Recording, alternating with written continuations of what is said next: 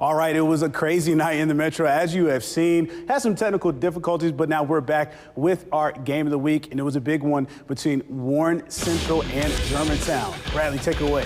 Yeah, Joe, thank you. The 2-0 Mavericks hosting the 2-0 Vikings for their first home game of the season. Warren Central made the first big play right here. Ball is out. Germantown is mad scramble for it, and it's going to be picked up by Julian Demby. He comes away with it for the Vikes. So you can't tell because he was dragging defenders all with him. He's all fired up. Warren Central with the ball now. 4th down in the red zone. It's Trey Hall. Takes a direct snap around the right side for the walk-in touchdown. Made it 6-0 after a missed extra point. The Mavericks respond, though. Here is the touchdown up the middle for Jeremiah Washington. Punches it in for the score. Germantown takes a 7-6 lead, but man, you hate to see this. Lightning in the area means everybody out. We have a weather delay. Then the rain came down, and we had to pause for about an hour and a half. But back to football now, Joe.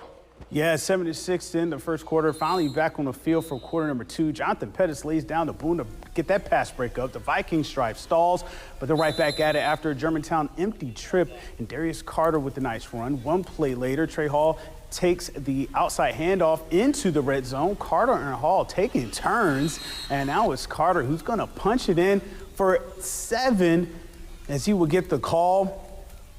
Falling behind his blockers, punches it in, and Warren Central go up 12-7. Back to Hall now. The misdirection fools Germantown. He gets an untouched for the important 2-point conversion, go up 14-7. And Warren Central, they go on to win this one 28-13. At halftime, head coach Josh Morgan talked about how he kept his guys fired up and ready to go during the long delay.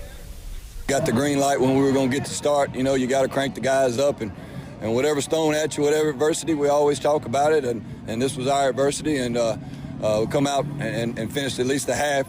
I thought with great energy and played good football, but it seems like it's late in the ball game. It's still 2 quarters left, so we got to get our guys going. It's all about finding a way to win.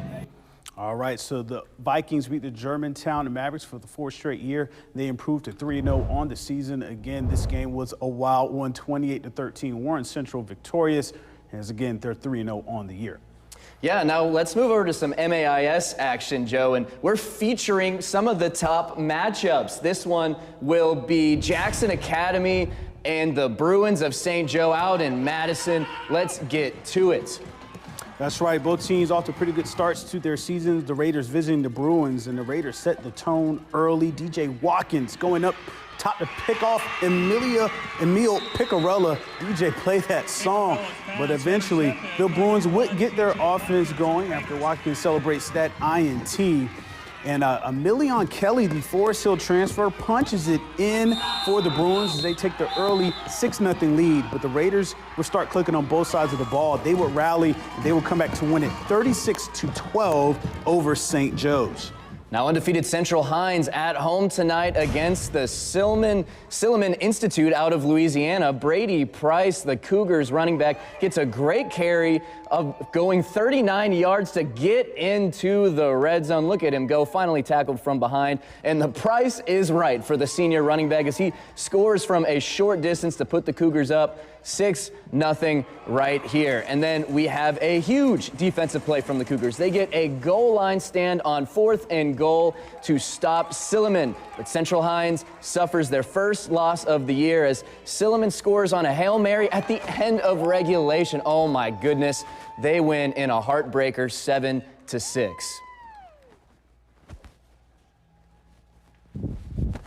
Now we check in on the Hawks of Hartfield Academy. They return home for a matchup against the Bobcats of Presbyterian Christian. Hartfield looking to stay undefeated on the season. Let's head up to Lakeland Drive to Hartfield Academy. They're taking on PCS. Let's get right to the action. PCS has the ball tipped, and it is intercepted in return to the 3-yard line by number 23, Engage Sorry. Look at him go, get all the way into the red zone.